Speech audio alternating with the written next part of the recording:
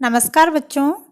आज मैं आपके लिए अवधपुरी में राम पाठ के प्रश्नोत्तर लेकर आई हूँ, जो इस प्रकार है। पाठ से पहला प्रश्न, राजा दशरथ के कुलगुरु कौन थे? इसका उत्तर है राजा दशरथ के कुलगुरु महर्षि वशिष्ठ थे। दूसरा प्रश्न है, अयोध्या के सौंदर्य का वर्णन अपने शब्दों में कीजिए। इसका उत्तर है, अवध में सरयू नदी के किनारे एक अति सुंदर नगर था अयोध्या। सही अर्थों में दर्शनीय, देखने लायक, भव्यता जैसे उसका दूसरा नाम हो। अयोध्या में केवल राजमहल भव्य नहीं था, उसकी एक एक इमारत आलीशान थी। आम लोगों के घर भव्य थे, सड़कें चौड़ी थी, सुंदर बाग बगीचे, पानी से लबालब भरे सरोवर, खेतों में लहराती हरियाली, हवा में हिलती फसलें सरयू की लहरों के साथ खेलती थी। अयोध्या हर तरह से संपन्न नगरी थी। संपन्नता कोने अंतरे तक बिखरी हुई थी। सभी सुखी, सब समृद्ध। दुख और विपन्नता को अयोध्या का पता नहीं मालूम था, या उन्हें नगर की सीमा में प्रवेश की अनुमति नहीं थी। पूरा नगर विलक्षण था, अद्भुत और मनोरम। तीसरा प्रश्न है, महाराज दशरथ कौन थे? उनका संक्षिप्त परिचय दीजिए। इसका उत्तर है, महाराज दशरथ कुशल योद्धा और न्यायप्रिय शासक थे। महाराज अज के पुत्र, महाराज रघु के वंशज, रघुकुल के उत्तराधिकारी। अगला प्रश्न है, महाराज दशरथ की चिंता का क्या कारण था? इसका उत्तर है, महाराज दशरथ को एक दुख था, छोटा सा दुख, मन के एक कोने में छिपा हुआ। वह रह रहकर उभर आता था, उन्हें सालता रहता था। उनकी कोई संतान नहीं थी। संतान की कमी के कारण उन्हें जीवन सूना सूना लगता था। यही उनकी चिंता का कारण था। अगला प्रश्न है, मुनि वशिष्ठ ने दशरथ की चिंता मुक्ति का क्या उपाय बताया? इसका उत्तर है, मुनि वशिष्ठ राजा दशरथ की चिंता समझते थे। उन्होंने दशरथ को पुत्रेष्टि यज्ञ करने की सलाह दी। महर्षि ने कहा, आप पुत्रेष्टि यज्ञ करें, महाराज आपकी इच्छा अवश्य पूरी होगी। अगला प्रश्न है, पुत्रेष्टि यज्ञ का वर्णन अपने शब्दों में लिखिए। इसका उत्तर है, यज्ञ महान तपस्वी ऋषि श्रृंग की देखरेख में हुआ। पूरा नगर उसकी तैयारी में लगा हुआ था। यज्ञशाला सरयू नदी के किनारे बनाई गई। यज्ञ में अनेक राजाओं को आमंत्रित किया गया। तमाम ऋषि मुनि पधारे।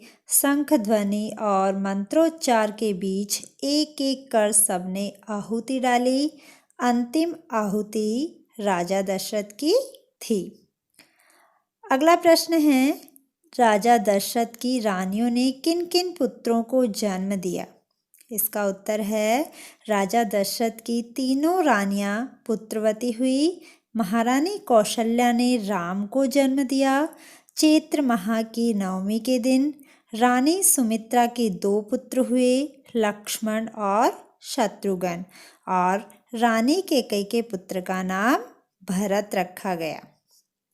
अगला प्रश्न है, राजा दशरथ ने अपने पुत्रों की शिक्षा का कौन सा प्रबंध किया? इसका उत्तर है, बड़े होने पर राजकुमारों को शिक्षा दीक्षा के लिए भेजा गया। उन्होंने कुशल और अपनी विद्या में दक्ष गुरुजनों से ज्ञान अर्जित किया। शास्त्रों का अध्ययन किया, शस्त्र विद्या सीखी। चारों राजकुमार कुशाग्र बुद्धि थे। जल्द ही सब विद्याओं में पारंगत हो गए। अगला प्रश्न है, दशरथ को राम अधिक प्रिय क्यों थे? इसका उत्तर है, राजा दशरथ को राम सबसे अधिक प्रिय थे।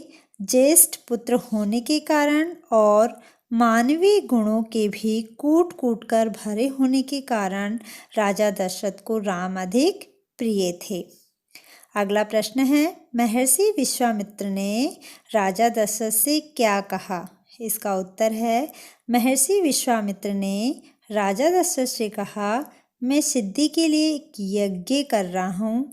अनुष्ठान लगभग पूरा हो गया है, लेकिन 2 राक्षस उसमें बाधा डाल रहे हैं। मैं जानता हूँ कि उन राक्षसों को केवल एक ही व्यक्ति मार सकता है, वह राम है। आप अपने ज्येष्ठ पुत्र को मुझे दे दे ताकि यज्ञ पूरा हो। अगला प्रश्न है, महाराज दशरथ ने राम को विश्वामित्र के साथ न भेजने के बारे में क्या युक्ति दी? इसका उत्तर है, महामुनि, मेरा राम तो अभी 16 वर्ष का भी नहीं हुआ है। वह राक्षसों से कैसे लड़ेगा? राक्षस मायावी है। वह उनका छल कपट कैसे समझेगा? उन्हें कैसे मारेगा? इससे अच्छा तो यही होगा कि आप मेरी सेना ले जाएं, मैं स्वयं आपके साथ चलूं, राक्षसों से युद्ध करूं।